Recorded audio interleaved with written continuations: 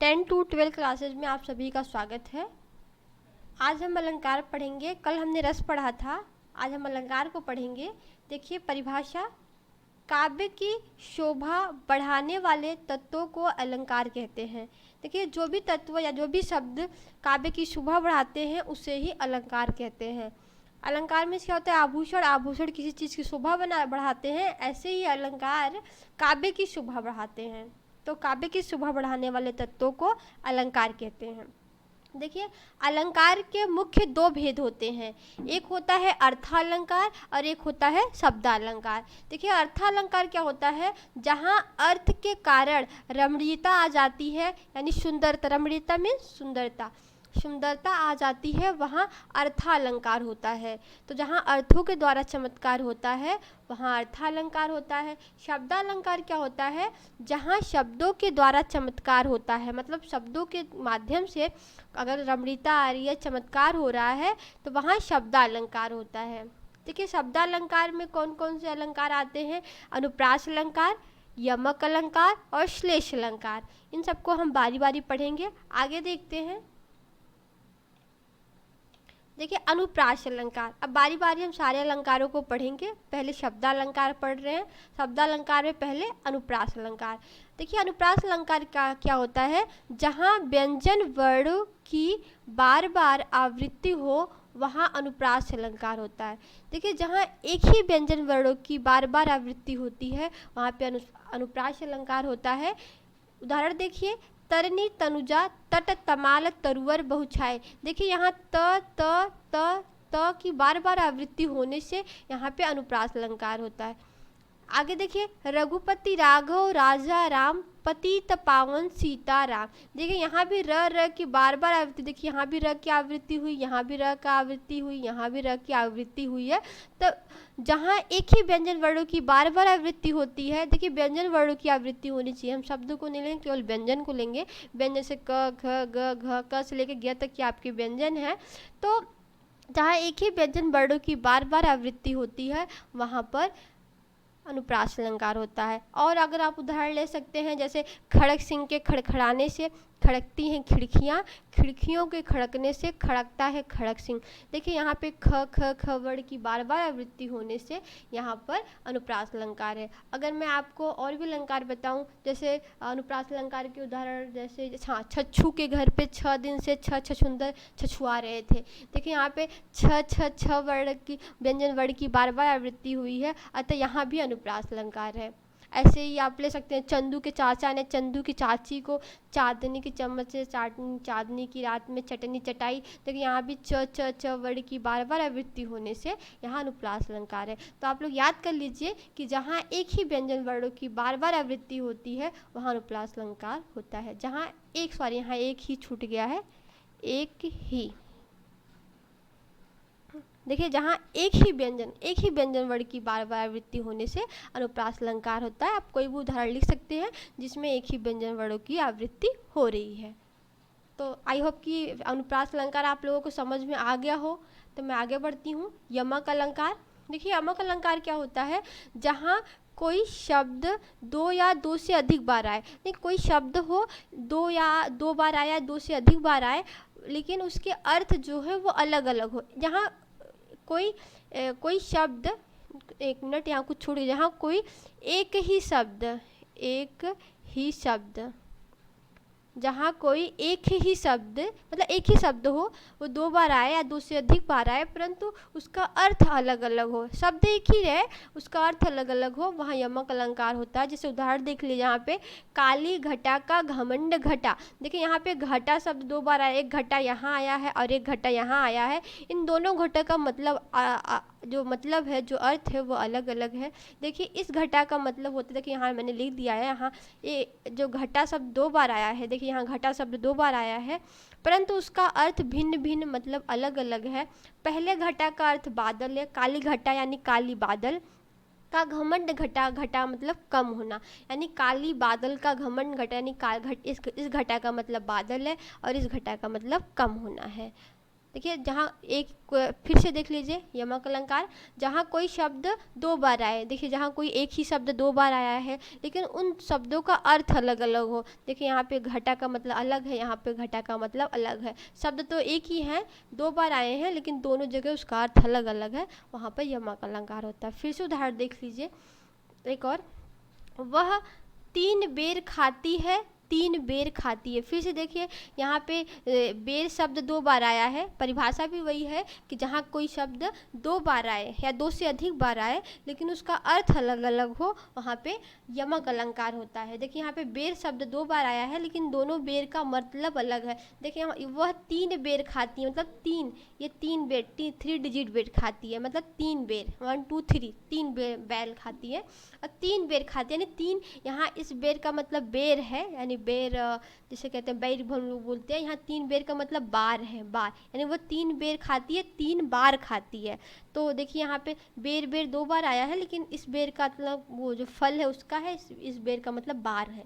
तो वह 3 बेर खाती है, 3 बेर खाती है। देखिए यहाँ भी यमक अलंकार है। आगे एक उदाहरण और देख लीजिए, कनक कनक ते सौगुनी माँ दक्ता अधिकाय, या खाए बौराय जग वा पाए बौराय। देखिए यहाँ भी एक शब्द दो बार आया है, यानी कनक शब्द दो बार आया है लेकिन इन दोनों कनक का अर्थ अलग अलग है। एक कनक का अर्थ सोना है, एक कनक का अर्थ धतूरा है। देखिए कनक कनक ते सौगुनी मादकता अधिकाय, मतलब जो कनक है, जो एक सोना एक धतूरा, दोनों में ही मादकता बहुत है। मादकता मतलब घमंड बहुत है। कह रहे हैं या खाए बोरा जग, जो एक कनक है यानी धतूरा है उसको खा के बोरा जाते हैं जग, एक कनक यानी सोना या धन कह ले, धन को पा के बोरा जाते हैं, यानी जिनके पास पैसे बहुत अधिक हो जाते हैं तो बहुत घमंडी हो जाते हैं। तो वही या खाए बोरा जग वा पाए बोरा, दोनों कनक को पाने से लोग बोरा जाते हैं, यानी धतूरा को खा के बोरा जाते हैं और सोना को पा के बोरा जाते हैं। तो उदाहरण देख लीजिए, कनक कनक ते सौगुनी माँ दक्ता अधिकाय, या खाए बोराय जग वा पाए बोराय। फिर से देख लीजिए परिभाषा, आप लोगों को हो सकता है अच्छे से याद हो जाए। जहाँ कोई एक ही शब्द दो से अधिक बार आए, देखिए दो या दो से अधिक बार आए परंतु उसका अर्थ अलग अलग हो, जो दो शब्द आए लेकिन उसका अर्थ अलग अलग हो, वहाँ यमक अलंकार होता है। आप ऐसे परिभाषा याद कर लीजिएगा और एक उसका उदाहरण भी याद कर लीजिएगा। ज़्यादा उदाहरण याद करने की ज़रूरत नहीं है, तो मैं समझाने के लिए यहाँ पे लिख दी हूँ। आगे देखिए, देखिए श्लेष अलंकार। ये श्लेष अलंकार क्या होता है, जहाँ कोई शब्द एक बार आए, देखिए कोई शब्द एक ही बार आए परंतु उसका अर्थ जो हो वो एक से अधिक हो। कोई शब्द एक ही बार आए बट उसका अर्थ एक से अधिक निकले, वहाँ श्लेष अलंकार होता है। जैसे उदाहरण देखिए, चरत धरत चिंता करत चितवत चारों ओर, सुवरन को खोजत फिरे कवि व्यभिचारी चोर। देखिए यहाँ ये सुवरन जो शब्द है, ये सुवरन शब्द एक ही बार आए हैं लेकिन सुवरन का अर्थ एक से अधिक है। देखिए यहाँ सुवरन शब्द एक बार आया है परंतु सुवरन के अर्थ 3 है। देखिए क्या है, देखिए यहाँ पे कवि शब्द प्रयोग किया गया है, तो कवि के लिए जो सुवरन है वो सुंदर अक्षर है, और व्यभिचारी जो है वो व्यभिचारी के लिए जो सुवरन आया है उसके लिए सुंदर स्त्री है, और जो चोर है उसके लिए सुवरन का अर्थ होता है धन। तो यहाँ सुवरन के 3 अर्थ होंगे। देखिए सुवरन के अर्थ हैं, कवि के लिए सुंदर अक्षर सुवरन का अर्थ है, और एक सुवरन का अर्थ है सुंदर स्त्री, और एक सुवरन का चोर के लिए है धन। मतलब वही है कि यहाँ सुवरन के 3 अर्थ निकल रहे हैं, सुंदर अक्षर, सुंदर स्त्री और धन। तो कोई शब्द एक ही बार आए लेकिन उसके अर्थ एक से अधिक हो तो वहाँ श्लेष अलंकार होता है। यमक अलंकार में तो कोई शब्द 2 बार आते हैं, कोई एक ही शब्द आता है लेकिन 2 बार आता है, उसके अर्थ अलग अलग होते हैं, वहाँ यमक अलंकार होता है। श्लेष अलंकार में होता है कोई शब्द एक ही बार आए लेकिन उसके अर्थ एक से अधिक हो, वहाँ श्लेष अलंकार होता है। कंफ्यूज मत होइएगा आप लोग। आगे देखिए अनुदाहरण इसके, देखिए मंगन को देखी, देखिए मंगन को देखी पट देत बार बार है। देखिए यहाँ पट शब्द जो आया है, इस पट का देखिए यहाँ पे 2 अर्थ निकलेंगे। देखिए मंगन मतलब वही जो भीख मांगने के लिए आती हैं, तो वही मंगन को देख मतलब मंगन को देखकर कुछ लोग दरवाज़ा बंद कर देते हैं। और एक देखो यहाँ पट का मतलब एक तो वस्त्र हो जाएगा, पट मतलब वस्त्र होता है, पट मीन्स होता है किवाड़। तो मंगन को देख पट देत बार बार। अगर हम वस्त्र को ले तो मंगन को देखकर वो बार बार उनको कपड़े देती हैं। और एक मंगन का मतलब होता है किवाड़ बंद करना, यानी किवाड़ होता है, तो मंगन को देख पट देत बार बार, यानी मंगन को देखकर वो बार बार दरवाजा बंद कर लेती हैं। तो यहाँ पट का दो अर्थ निकलेगा, एक तो वस्त्र निकलेगा और एक किवाड़ निकलेगा, तो याद कर लीजिएगा। तो इस काव्य पंक्ति में पट के देखिए दो अर्थ है, वस्त्र और किवाड़। तो फिर से देख लीजिए श्लेष अलंकार, जहाँ कोई शब्द एक बार आए परंतु उसका अर्थ एक से अधिक हो, वहाँ श्लेष अलंकार होता है। आप कोई भी उदाहरण इन दोनों में से याद कर सकते हैं।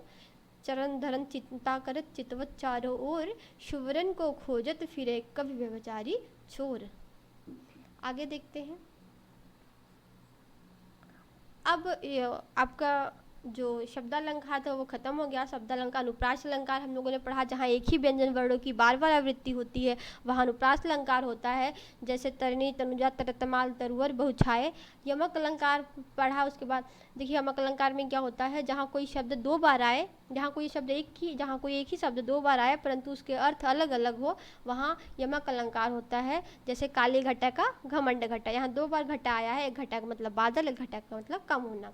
और उसके बाद श्लेष अलंकार पढ़ा, एक ही शब्द, जहाँ कोई शब्द एक ही बार आए उसके अर्थ एक से अधिक हो, वहाँ श्लेष अलंकार होते हैं। जैसे मंगन को देख पट देत बार बार, यहाँ पट का मतलब वस्त्र भी होगा, पट का मतलब किवाड़ होगा, तो यहाँ श्लेष अलंकार है। तो शब्दालंकार के बाद अब हम आएंगे अर्थालंकार पे। देखिए अर्थालंकार क्या होता है। अर्थालंकार मैंने आपको उधर बताया कि अर्थालंकार जहाँ अर्थों के द्वारा चमत्कार होता है, वहाँ तो शब्दों के द्वारा हो रहे थे, लेकिन अब अर्थों के द्वारा चमत्कार होगा, हमें अर्थ जानना होगा, तो वहाँ पे अर्थालंकार होता है। जैसे देखिए पहले उपमा अलंकार, ये तो कक्षा 10 में आप लोगों ने पढ़ा ही होगा। उपमा अलंकार, देखिए उपमा अलंकार क्या होता है, अच्छे से ध्यान दीजिएगा इधर परिभाषा। जहाँ किसी व्यक्ति या वस्तु की किसी अन्य व्यक्ति या वस्तु से समान गुणधर्म के आधार पर तुलना की जाए या समानता बतलाई जाए, वहाँ उपमा अलंकार होता है। देखिए जहाँ किसी व्यक्ति या वस्तु की किसी अन्य व्यक्ति से तुलना की जाती है या समानता बतलाई जाती है, वहाँ पे उपमा अलंकार होता है। उदाहरण देखिए, राधा के चरण गुलाब के समान कोमल है। देखिए यहाँ जो राधा के चरण हैं इसकी तुलना किससे की गई है, गुलाब से की गई है। देखो गुलाब तो कोमल होता है, लेकिन यहाँ कहा जा रहा है कि राधा के चरण भी कोमल हैं, तो यहाँ राधा के चरण की तुलना गुलाब से की गई है। परिभाषा भी याद रखिएगा अच्छे से। जहाँ किसी व्यक्ति या वस्तु की किसी अन्य व्यक्ति या वस्तु से समान गुणधर्म के आधार पर तुलना की जाए या फिर समानता बतलाई जाए, वहाँ उपमा अलंकार होता है। राधा के चरण गुलाब के समान कोमल है, राधा के चरण की तुलना गुलाब से की गई है। देखिए इसके 4 अंग होते हैं। देखिए एक होता है उपमेय, एक होता है उपमान, एक साधारण धर्म, एक होता है वाचक। देखिए उपमेय क्या होता है, जिसकी तुलना की जाती है। देखिए जैसे यानी राधा के चरण, वह जिसकी तुलना की जाती है वह उपमेय कहलाता है। यानी जैसे राधा के चरण, उपमेय का मतलब होता है प्रस्तुत, मतलब जो प्रस्तुत है, मतलब राधा के चरण मतलब प्रस्तुत है, तो यानी जो प्रस्तुत है। उपमेय का मतलब होता है जो प्रस्तुत है, यानी जिसकी तुलना की जाती है वो उपमेय कहलाता है। जैसे राधा के चरण, किसकी तुलना की जा रही है, राधा के चरण की तुलना की जा रही है। दूसरा देखिए उपमान, उपमान क्या होता है, जिससे तुलना की जाती है उपमान कहलाता है। तो देखिए यहाँ पे तुलना किससे की जा रही है, गुलाब से की जा रही है, तो गुलाब क्या होगा, उपमान होगा। आगे देखिए साधारण धर्म, साधारण धर्म क्या होता है, जो शब्द दोनों में समान रूप से विद्यमान हो, साधारण धर्म कहलाते हैं। मतलब जैसे राधा के चरण भी कोमल है और गुलाब तो कोमल होता ही है, तो दोनों में समान रूप से विद्यमान है। राधा के कोमल शब्द क्या है, दोनों में, उनके चरणों में भी गुलाब में भी कोमलता है, तो वो कोमल क्या होगा, साधारण धर्म। जो शब्द दोनों में समान रूप से विद्यमान हो साधारण धर्म कहलाता है, जैसे कोमल। वाचक शब्द, देखिए वाचक शब्द क्या होता है, उपमेय और उपमान की समानता को प्रकट करने वाले शब्द वाचक कहलाते हैं। जैसे जो उपमेय और उपमान की समानता को प्रकट करते हैं वाचक कहलाता है। जैसे देखिए यहाँ पे आया था आपका समान शब्द, देखिए राधा के चरण गुलाब के समान कोमल है, राधा के चरण तो उपमेय हो गया, गुलाब क्या है, उपमान हो गया, कोमल क्या साधारण धर्म होगा। समान जो उनकी तुलना कर रहा है, जो शब्द उनकी तुलना कर रहा है ये वाचक कहलाता है। क्या कहलाता है, वाचक। देखिए उपमेय और उपमान की समानता को प्रकट करने वाला शब्द वाचक कहलाता है। जैसे देखिए समान, और वाचक शब्द देखिए सा, इव, सम, समान, सो, सरिश आदि, ये सब वाचक शब्द हैं। मतलब जहाँ भी कहीं सा दिखा जाए तो वहाँ पूछेगा, अगर कोई उदाहरण दिया है, जैसे देखिए यहाँ चांद सा सुंदर मुख, देखिए सा शब्द आया है, तो जहाँ पे सा आ जाए, ईव आ जाए, सम आ जाए, समान जैसे समान उसमें आ जाता था, शो आ जाए, सरिश आ जाए, जैसे पीपर पात सरिश मन डोला, अगर ये शब्द आ जा रहे हैं तो अगर पूछा जाए कभी यहाँ कौन सा अलंकार है उदाहरण दे के, तो वहाँ पे उपमा अलंकार होते हैं जहाँ पे ये शब्द आते हैं, जैसे सा, इव, सम, समान, शो, सरिश, अगर ये शब्द आते हैं तो वहाँ उपमा अलंकार होते हैं। देखिए आगे अन्य उदाहरण देखिए, चांद सा सुंदर मुख, देखिए यहाँ भी तुलना की जा रही है। देखिए चांद सा, देखिए मुख की तुलना किससे की जा रही है, चांद से की जा रही है। तो वही किसी व्यक्ति या वस्तु के किसी दूसरे व्यक्ति व वस्तु से समान गुणधर्म के आधार पर तुलना की जाती है तो उपमा अलंकार होता है। तो चांद सा मुख, देखिए तो कह रहे हैं यहाँ पे आपका उपमेय क्या होगा, मुख, ये आपका उपमेय है, क्योंकि जिसकी तुलना की जाती है वो उपमेय। उपमान क्या होगा, चांद, जिससे तुलना की जाती है। देखिए तो उपमान ये आपका चांद हो जाएगा। सुंदर क्या है, जो दोनों में समान रूप से, चांद तो सुंदर होता ही है लेकिन मुख भी सुंदर है, तो ये सुंदर क्या आपका होगा, साधारण धर्म होगा, साधारण धर्म होगा। और सा क्या होगा आपका, वाचक होगा, ये क्या है, वाचक। तो चांद सा सुंदर मुख, मुख की तुलना किससे की गई है, चांद से की गई है, अतः यहाँ कौन सा अलंकार है, उपमा अलंकार है। जहाँ भी तुलना की जाती है वहाँ उपमा अलंकार होता है। आगे देखिए, हरिपद कोमल कमल से, देखिए मैंने कहा था जहाँ पे से शब्द आए वहाँ पे होते हैं अनुप्रास अलंकार, सॉरी उपमा अलंकार। देखिए हरिपद कोमल कमल से, जो हरिपद का कोमल है, ईश्वर का पद है, वो कह रहा है कमल की तरह कोमल है, यानी हरिपद की तुलना किससे की गई है, कमल से की गई है। तो किसकी तुलना की जाती है वो क्या कहलाता है, उपमेय कहलाता है। और जिससे की जाती है यानी कमल से की जा रही है तो ये उपमान कहलाएगा। साधारण धर्म क्या है, कोमल क्या है, साधारण धर्म है। और से क्या है, वाचक शब्द है। आई होप कि आप लोगों को समझ में आ रहा होगा। अगर कोई भी थोड़ी सी भी दिक्कत हो रही है तो आप हमें कमेंट बॉक्स में लिख सकते हैं, मैं कमेंट बॉक्स को पढ़ के अगली वीडियो में उसका निवारण करूँगी। आगे देखिएगा, रूपक अलंकार, जहाँ उपमेय में उपमान का, तो ये तो समझ में आ गया होगा उपमा अलंकार, अगर नहीं आया हो तो कमेंट बॉक्स में बताइएगा हमें।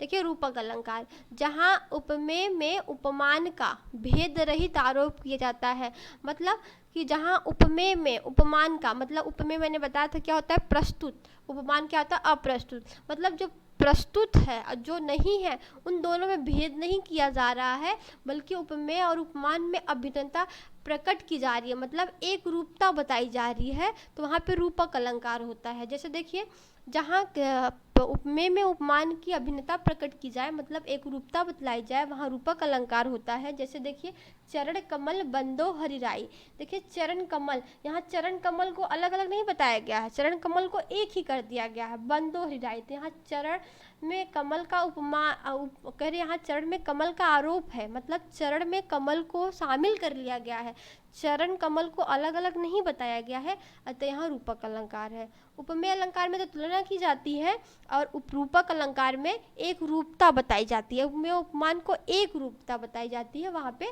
रूपक अलंकार होता है। इसके और उदाहरण देखिए, मैया मैं तो चंद्र खिलौना लय हो, देखिए मैया मैं तो चंद्र खिलौना, चंद्र खिलौना को एक बताया गया है, तो देखिए यहाँ पे तो यहाँ कोई अलग अलग भिन्नता प्रकट नहीं की गई है, अभिन्नता दिखाई गई है, एक रूपता बताया गया है, अतः यहाँ पे कौन सा अलंकार है, रूपक अलंकार है। आगे देखिए, पायो जी मैं तो राम रतन धन पायो, मीरा बाई की लाइन है, तो राम रतन, देखो राम रतन को यहाँ एक ही बताया गया है, तो यहाँ पे रूपक अलंकार है। तो उपमेय अलंकार समझ में आ गया, रूपक अलंकार भी समझ में आ गया। अब हम आगे बढ़ते हैं। आगे देखिए, उत्प्रेक्षा अलंकार, उत्प्रेक्षा अलंकार क्या होता है, जहाँ उपमेय में उपमान की संभावना की जाए वहाँ उत्प्रेक्षा अलंकार होता है।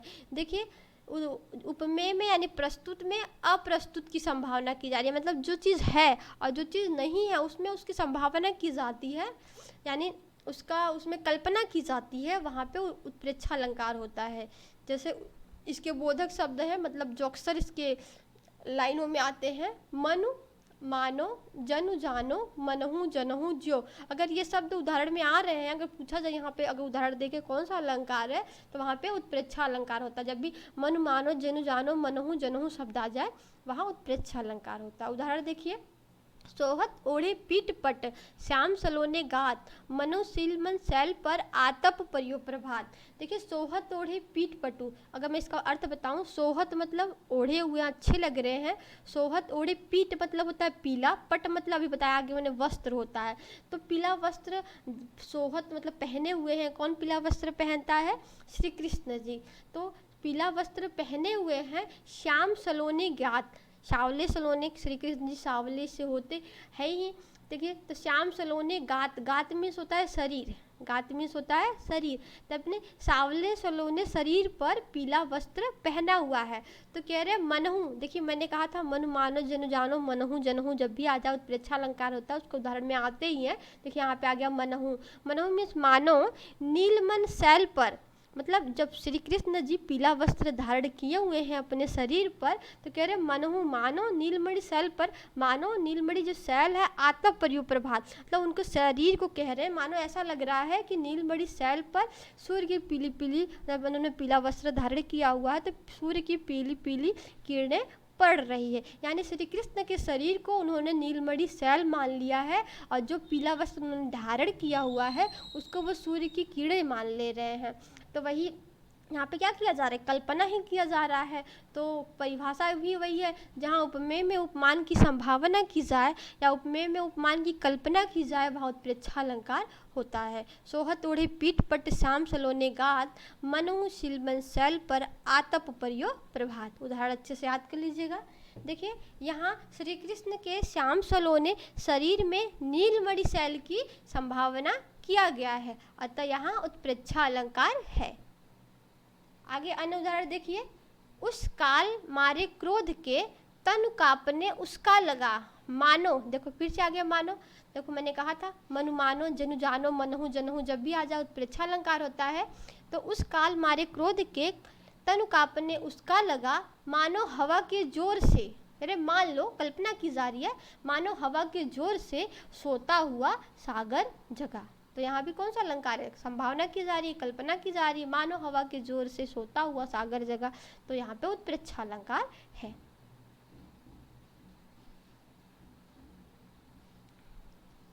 आगे देखिए, संदेह अलंकार। संदेह अलंकार क्या होता है?